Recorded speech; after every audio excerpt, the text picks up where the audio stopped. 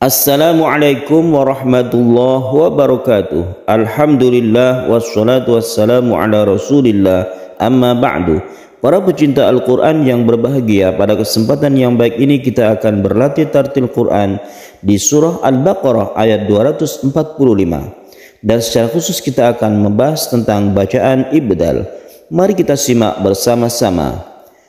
A'udzu billahi minasy syaithanir rajim.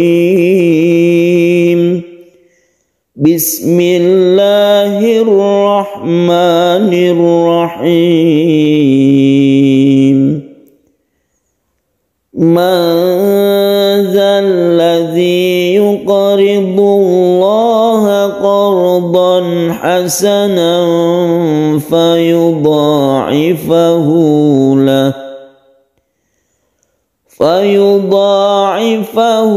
lahu ad'afan katsirah.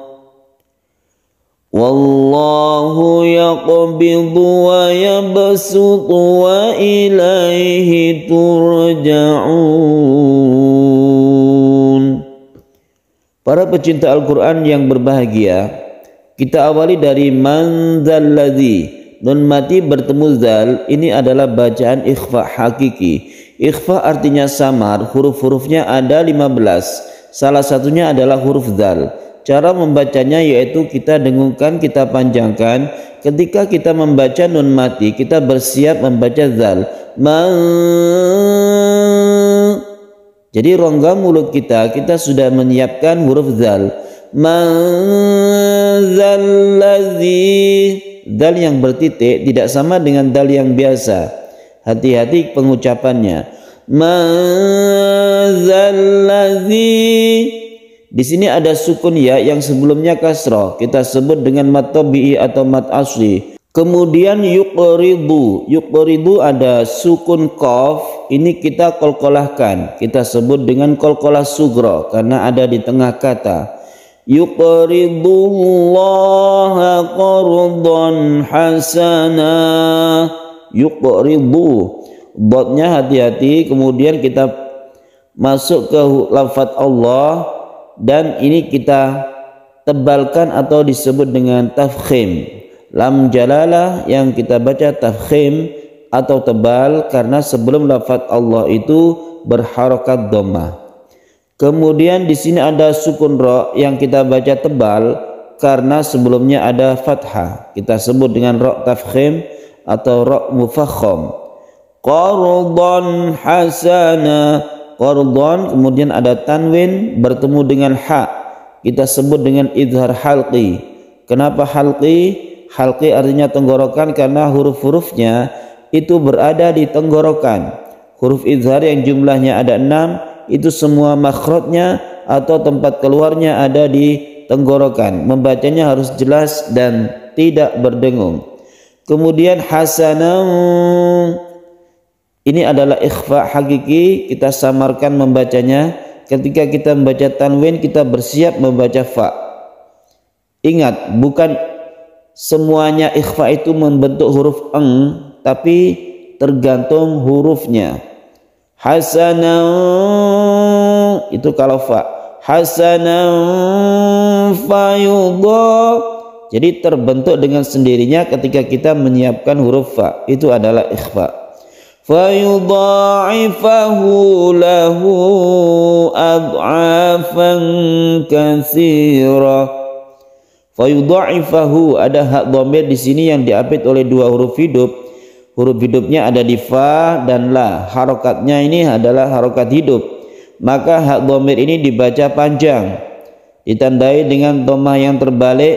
Ini dibaca panjang satu alif. Ini kita sebut dengan mad silah qasirah.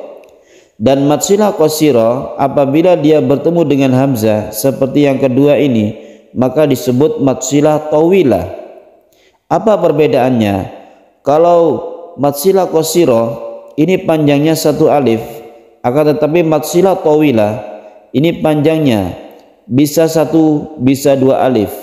Ini perbedaannya. Kalau perbedaan tulisan, kalau matsilah qasira ini tidak ada tanda layar di atasnya. Kalau matsilah tawilah, tawilah artinya panjang, maka dia ada tanda layar di atasnya.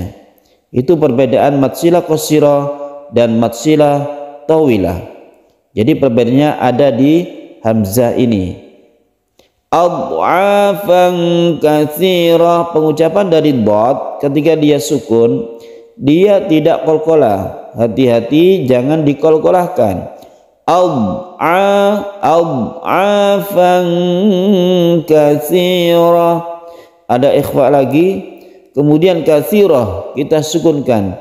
Semua huruf tak marbutah ini apabila disukun itu tidak berlaku lagi harokatnya.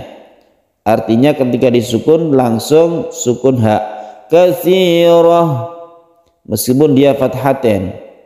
Karena semua huruf selain tak marbutah itu apabila fathaten dibaca mad iwad. Seperti hasana, misalnya kita baca yang ini hasana berhenti. Tapi kalau tak marbutah tidak ada yang mad iwad. Meskipun dia fathaten dia tetap disukun, dimatikan menjadi hak. Katsirah, maka salah kalau membaca katsirata, itu salah. Karena untuk tanwin fathah yang tak marbutah ini tidak berlaku huruf hukum mad iwad. Mad iwad hanya berlaku selain tak marbutah. Kemudian kita berhenti di sini karena wakafnya adalah al-waqfu aula. Wakaf itu lebih utama. Wallahu, lafaz Allah yang lam jalalah dibaca tafkhim karena sebelumnya ada fathah, dibaca tebal ya. Yaqbidu, yaqbidu qaf yang qalqalah sughra dipantulkan. Kemudian wa yabsutu ada qalqalah sughra lagi yaitu ba, kita pantulkan juga. Nah, disinilah ada bacaan ibdal. Ibdal atau badal itu artinya mengganti huruf shad menjadi huruf sin. Di dalam Al-Quran yang dibaca huruf sin dari shad itu ada dua tempat, yaitu di surah Al-Baqarah di ayat ini dan surah Al-A'raf ayat 69. Silakan bisa dibuka di surah Al-A'raf ayat 69. Di situ ada sukun shad dibaca sukun sin. Kalau ini shad yang berdoma dibaca sin yang berdoma, itu ibdal. Dan yang lain juga ada ibdal itu dibaca dua wajah yang telah kita bahas di video-video sebelumnya, dibaca shad atau sin. Jadi khusus untuk ayat ini i dibaca sin. Ini gunanya adalah untuk memudahkan dalam pembacaan. Ibdal itu fungsinya untuk memudahkan dalam pembacaan. Jadi tidak mempengaruhi arti dari kata tersebut. Maknanya tetap, tapi ini adalah cara membacanya, yaitu dibaca sin. Wa yabsutu, otomatis tidak isti'la atau tidak naik ke langit-langit lidah kita, karena huruf shad itu termasuk huruf isti'la, huruf yang lidah kita itu naik ke langit-langit lidah. Rongga mulut ketika lidah itu naik itu salah satunya hurufnya yaitu huruf shad, karena huruf shad disebut huruf isti'la. Tapi huruf sin itu tidak. Oleh karena itu sin ini lebih tipis. Wa yabsutu wa ilaihi turja'un. Turja'un, roknya kita tebalkan karena sebelumnya ada dhamma, kemudian belakangnya ini mad arid lis sukun, kita panjangkan sampai 3 alif. Wallahu yaqbidu wa yabsutu wa ilaihi turja'un. Shadaqallahul azim. Demikianlah penjelasan tentang ibdal dan latihan tartil kita di surah Al-Baqarah ayat 245. Semoga bermanfaat. Wassalamualaikum warahmatullahi wabarakatuh.